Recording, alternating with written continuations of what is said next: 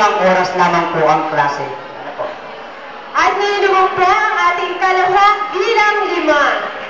Candidate number 5, none other than Mrs. Dory Cayude. Pakikuha na po ng number ng inyong question. Bago po natin ibigay ang katanungan, ay talaga po namang nakabibighani ang ganda ng ating candidate. Ilan po ang ating anak, Ina? Isa lang. Ate Jolie, isa lamang. Ng ating ikalima.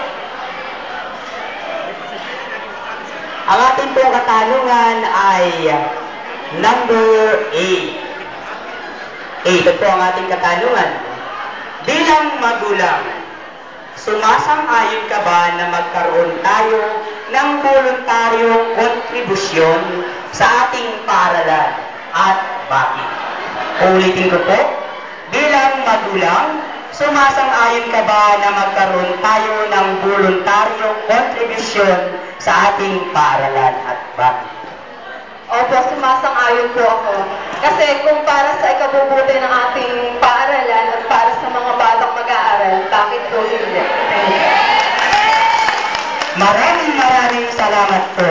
Okay, bilang karagdagan po. Sumasang-ayon siya sa voluntary contribution. Kasi po hindi naman po makakatakbo ng solo ang ating paaralan para po siyang sasakyan. Pag walang gasolina, Hindi tatakbo. pwedeng tumakbo, itutulak na lamang.